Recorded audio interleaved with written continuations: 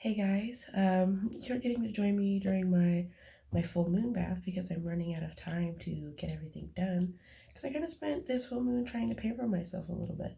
Maybe the wrong idea, but who cares? If you see me keep looking over, it's because my kitten seems to think that he's gonna come in this bath with me, and I'm really anxious about that because then all my crystals are gonna fall in this bath with me. Not the worst thing, but fishing for crystals in a bubble bath it's not easy. So if we get cut off, that's what's going on. But I wanted to talk about the Gemini full moon that I'm taking a bath for tonight. It's actually the last full moon of the year. There's not really any super strong aspects to the moon going on, besides the obvious sun moon opposition. And this one is Gemini and Sagittarius, and these can be kind of the chaotic mutables. When I think of Gemini moon energy, it's honestly like having to babysit two very energetic toddlers. And if you've ever had to do that, you know you have to keep them stimulated or chaos will ensue, destruction, those kind of things.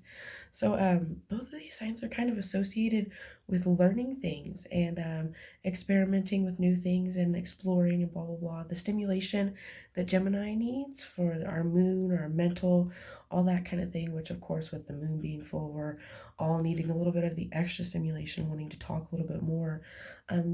The Sagittarius can take that and go explore, and Gemini is perfectly happy to go on that adventure with Sagittarius as long as it's something to keep them stimulated. So, to emotionally nurture yourselves this time, I would try to find something new to learn, find something that you've kind of wanted to explore and branch out on, and you've kind of been holding back for a while. That'll be the cool thing to do. One big major aspect that is going on is we have Mars trine Neptune. So with the moon being full on top of that, there's a lot of intuitive stuff going on here. A lot of messages from the other side kind of thing. Just stuff that may feel like your own thought, but it just kind of hits you out of nowhere like lightning. Pay attention to that. There's a lot of powerful messages being sent, and always full moons are good times for releasing. Trimming, I always picture it like trimming a plant for new growth. So all this dead stuff that's kind of blocking, use it to nurture your soil, especially with the Mars and Scorpio trying to, my cat is really going to get in this bathtub and I'm going to laugh. But yeah, so definitely use that to help yourself flourish and grow. The cool thing about this full moon that I really like is that it's mutable, which is change. So the very last full moon we get of the year is to usher in change. And the next full moon we'll have next year, sorry, I'm running out of breath because I talk so fast. The next full moon we have next year will be a cardinal sign to start new.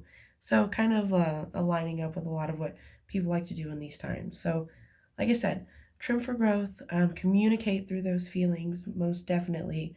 This full moon is actually going to happen in what the nodes will switch to next year. So pay attention to the feelings that need to get communicated and the things that come up during this time because they could help you next year a little bit. But yeah, and then always, if you have any questions, please message me. I love to answer questions and take care of yourselves and each other.